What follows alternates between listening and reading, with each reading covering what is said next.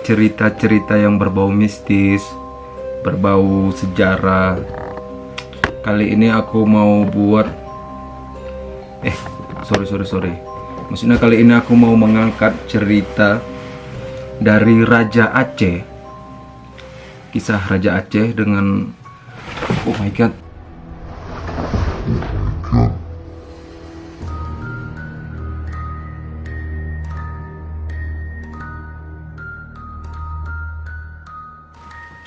Hey guys, welcome back to my channel.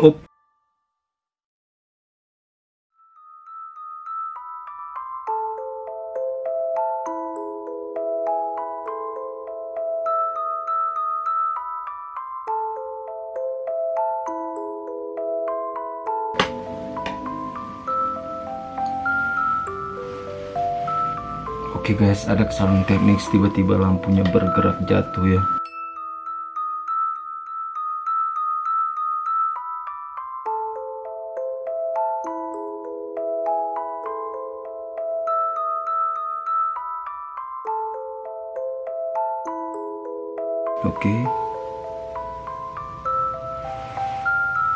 Oke, udah aman. Oke, maaf ya sebelumnya ada gangguan teknis sedikit. Oke guys, kembali lagi masih di cerita-cerita yang berbau mistis, berbau sejarah. Kali ini aku mau buat sorry. Maksudnya kali ini aku mau mengangkat cerita dari Raja Aceh. Kisah Raja Aceh dengan oh my god, lampunya jatuh lagi guys. Oke guys,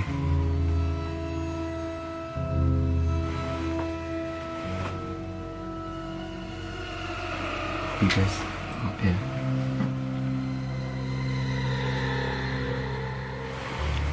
Padahal di kamar ini nggak ada siapa-siapa ya, cuma aku aja sendiri.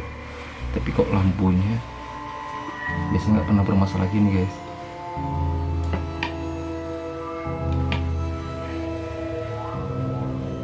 Oh my god.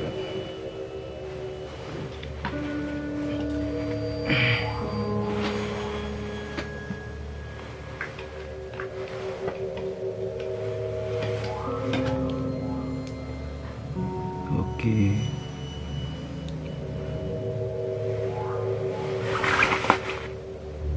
Jatuh lagi ya. Oke, kita tetap lanjut ya. Di sini aku mau menceritakan tentang Raja Aceh dengan Raja Gayo. Ya, ini salah satu kisah menarik ya, Mabor. Dan jangan di skip ya, biar kalian tahu.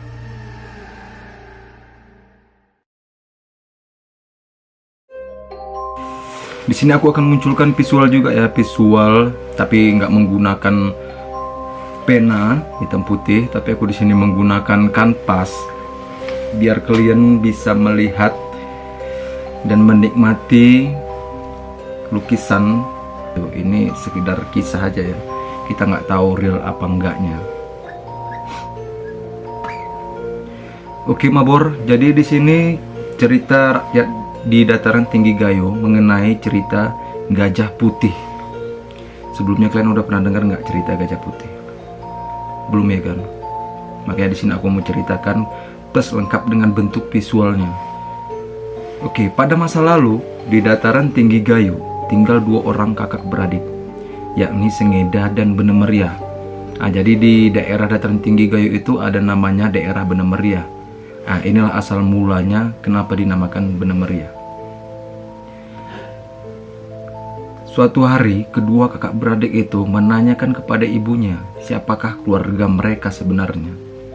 Diterangkan oleh ibu mereka bahwa ayah mereka bernama Raja Lingga ke-13, raja yang berkuasa di negeri Lingga. Sedangkan dari pihak ibu mereka adalah keluarga Sultan Malaka. Raja Lingga yang sekarang berkuasa adalah abang kandung seayah dengan mereka. Sehabis menceritakan asal-usul keluarga mereka, sang ibu menyerahkan dua pusaka peninggalan almarhum ayahnya Raja Lingga ke-13 berupa sebilah pedang dan sebentuk cincin permata, yang dalam dua benda pusaka tersebut terdapat tulisan yang bertuliskan bahwa kedua benda tersebut milik Raja Lingga yang diwariskan secara turun-temurun pada keturunannya. Mendengar cerita tersebut, keduanya sepakat untuk pergi ke Lingga untuk menemui abang dan para kerabatnya. Setelah mendapat izin dari ibunya, keduanya berangkat menuju Lingga.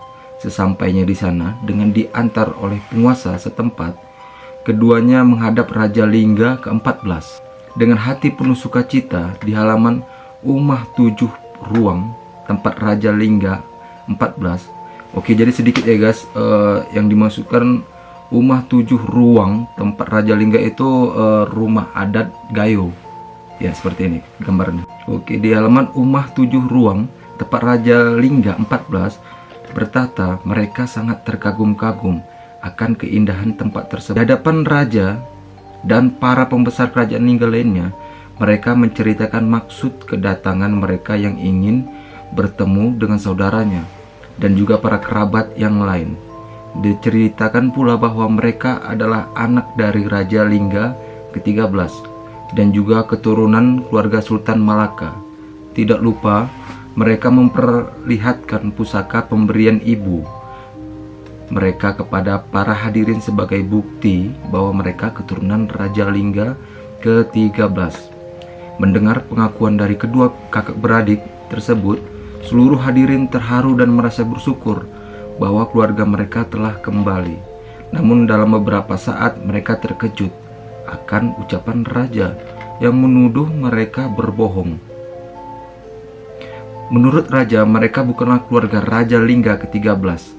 Pusaka yang mereka miliki memang benar milik Raja Lingga ke-13, tetapi pusaka tersebut telah dicuri oleh seseorang setelah membunuh Raja Lingga ke-13.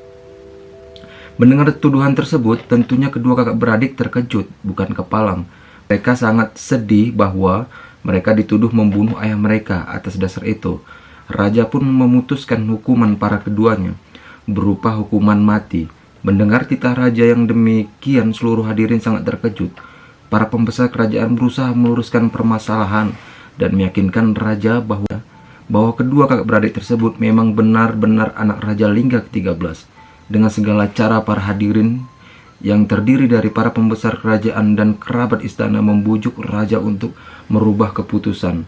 Namun hati baginda raja telah membatu dan tetap memerintahkan kakak beradik tersebut untuk dihukum mati. Untuk melaksanakan hukuman mati tersebut, baginda raja memerintahkan seseorang algojo untuk memancung benar meriah. Sedangkan Cik Serule, salah satu seorang pembesar kerajaan, ditugasi untuk memancung Sengeda. Atas perintah tersebut, algojo yang berhati bengis itu langsung menyeret benar meriah dari Umah 7 Ruang untuk dipancung di tengah lapangan. Sedangkan Sengeda, ini si abangnya, dibawa Cik Surula ke suatu tempat untuk dibunuh.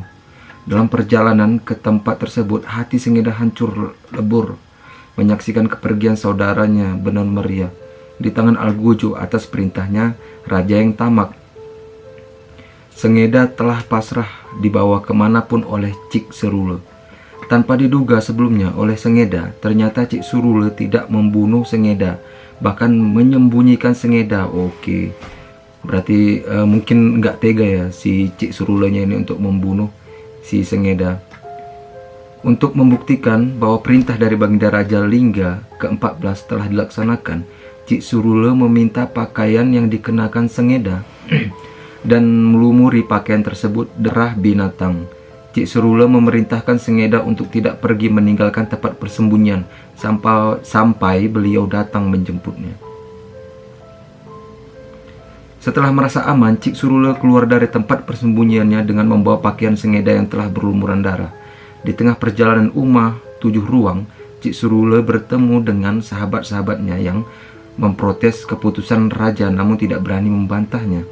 Sesampainya di Umah 7 Ruang, tempat berdiamnya raja, Cik Serule menyerahkan pakaian Sengeda yang telah berlumuran darah sebagai bukti bahwa tugas membunuh Sengeda telah dilaksanakan. Melihat bukti tersebut, Raja Lingga 14 merasa gembira. Beliau yang hatinya penuh diliputi rasa iri dan dengki, merasa puas musuhnya telah tiada. Seusai menghadap raja, Cik Serule memohon izin untuk Tanpa diduga oleh Sengeda sebelumnya, ternyata Cik Surule telah mempunyai rencana untuk dirinya. Cik Surule menyuruhnya untuk tinggal di kediaman Cik Surule. Suatu hari dalam tidurnya, Sengeda bertemu dengan saudaranya Bener Meriah. Oke guys, jadi ini si Bener Meriah ini kan udah meninggal, ya kan. Jadi muncul di mimpi abangnya. Dalam mimpi tersebut, Bener Meriah memberi petunjuk agar Sengeda meminta izin pada Cik Surule untuk ikut mengiringi Cik Surule ke ibu kota kerajaan Aceh Darussalam. Sebagai bekal ke ibu kota kerajaan Aceh Darussalam, Sengeda diperintahkan membawa sebilah pisau kecil yang sangat tajam dan sebilah upih betung yang terbagus dan terlebar. Sesampai di ibu kota, Sengeda diharuskan mencari jalan agar dia dapat diizinkan memasuk ke dalam keraton Darul Dunia. Pada hari persidangan, Sengeda diperintahkan untuk duduk di balai gading, balai tempat istirahat raja-raja. Dalam mimpinya tersebut, Bener Meriah memerintahkan Sengeda melukis seekor gajah di upih betung dengan pisau kecil yang telah dibawa. Setelah selesai, mainkanlah lukisan tersebut, niscaya akan datang seorang putri menghampiri dirimu. Jika putri tersebut bertanya, ukiran apakah itu? Jawablah, itu merupakan lukisan gajah putih. Yang ditanya keberadaan gajah putih tersebut, jawablah berada di negeri Lingga. Dan jika Sultan bersedia menyuruhmu menangkap gajah putih tersebut, kamu sanggup melaksanakannya. Jangan takut, aku akan selalu membantumu. Demikianlah ucapan Bener Meriah dalam mimpi Sengeda. Ucapan almarhum adiknya guys. Serem juga ya masuk dalam mimpi bro. Terjaga dari mimpi tersebut, Sengeda berpikir dengan keras. Dia sadar bahwa apabila melaksanakan amanat Bener Meriah dalam mimpinya itu, jika ketahuan maka nyawa Sengeda menjadi taruhannya. Selain itu juga keselamatan Cik Surule juga ikut terancam. Namun setelah mempertimbangkan, masak-masak dan berdoa pada Allah Subhanahu wa Ta'ala, Sengeda berteguh hati melaksanakan amanat Bener Meriah si adiknya. Pada suatu hari terdengar rencana Cik Surule ke ibu kota kerajaan Aceh Darussalam sebagai utusan Raja Lingga ke-14 menghadiri sidang tahunan. Mendengar rencana tersebut, Sengeda teringat akan mimpinya. Menghadaplah Sengeda pada Cik Surule dan memohon untuk diajak serta dalam rombongan Cik Surule ke ibu kota kerajaan Aceh Darussalam. Mendengar permohonan tersebut, Cik Surule mengabulkannya. Maka berangkatlah Sengeda beserta rombongan Cik Surule ke ibu kota kerajaan Aceh Darussalam. Ketika telah berada di ibu kota kerajaan Aceh Darussalam, Sengeda berusaha mencari kesempatan untuk dapat masuk ke dalam keraton Darul Dunia. Sengeda berhasil masuk ke dalam keraton Darul Dunia dan menuju balai gading. Sesampai di sana ia memainkan lukisan gajah yang telah ia lukis di atas upih bambu yang telah ia persiapkan dari rumah. Pada saat memainkan lukisan tersebut, Sengeda kagum karena pantulan cahaya matahari yang mengenai lukisan tersebut dan memantul kembali ke tembok keraton, membuat lukisan gajah tersebut menjadi sangat indah. Sesuai dengan mimpinya, tidak berapa lama datanglah seorang putri yang ternyata salah seorang putri Sultan Aceh. Sang putri menanyakan gambar tersebut pada Sengeda.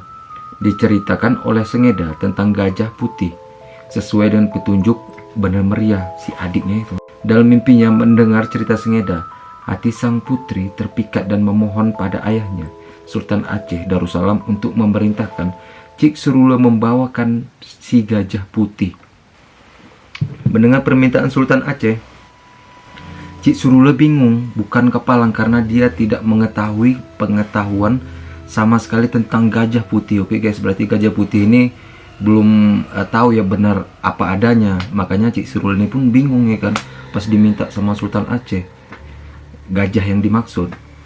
Oke, kembali lagi mengetahui hal itu, Sengeda menceritakan seluruh mimpinya pada Cik Surule dan menenangkan hati Cik Surule dengan menyatakan kesanggupannya untuk menangkap gajah putih dan mempersembahkan kepada Sultan Aceh. Setiba di Lingga, Cik Surula melaporkan perintah Sultan Aceh pada Raja Lingga ke-14. Kemudian Raja Lingga ke-14 memerintahkan pada seluruh rakyat untuk membantu Cik Surula menangkap gajah putih.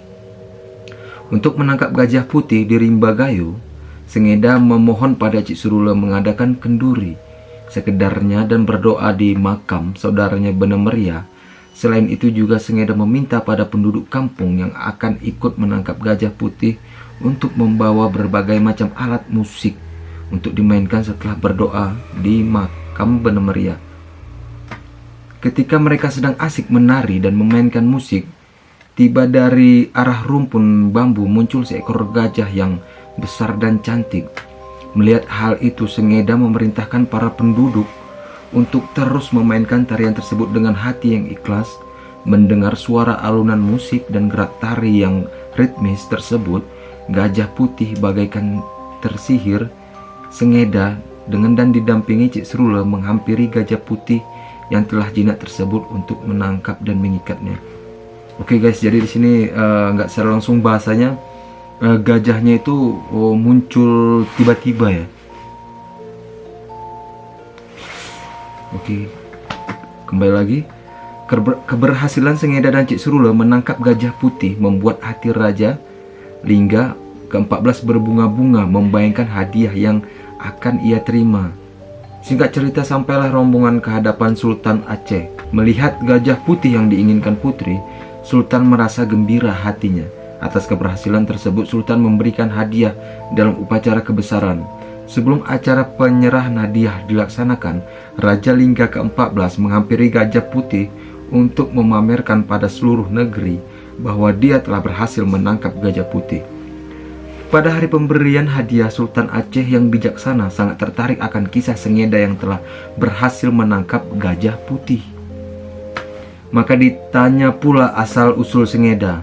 Memenuhi permintaan Sultan, Sengeda dengan didampingi Cik Surula dengan Raja Lingga ke-14 menceritakan dengan sebenarnya asal-usul Sengeda, dan tidak lupa diceritakan pula peristiwa kematian saudara kandungnya Bener Meriah. Untuk memperkuat cerita Sengeda, Sultan memerintahkan untuk menghadirkan Ibu Sengeda. Setibanya di ruang sidang, Ibu Sengeda menceritakan kembali asal-usul Sengeda. Mendengar cerita Sengeda dan ibunya, murkalah Baginda pada Raja Lingga 14. Jadi Sultan Aceh murka dengan mendengar cerita dari pengakuan ibunya si Sengeda kepada Raja Lingga ke-14 yang begitu bengis telah memerintahkan Algojo untuk membunuh saudaranya sendiri. Atas perbuatannya tersebut, Sultan memutuskan menghukum mati Raja Lingga ke-14. Demikianlah legenda Sengeda dan Gajah Putih. Dari legenda inilah Tari Guel berasal. Begitulah sejarah dan cerita rakyat Gayo. Walaupun kebenaran secara ilmiah tidak bisa dibuktikan, namun kemudian Tari Guel dalam perkembangannya tetap mereka ulang cerita untuk Sengeda, Gajah Putih dan Putri Sultan. Inilah yang kemudian dikenal temali sejarah yang menghubungkan kerajaan Lingga dengan kerajaan Aceh Darussalam.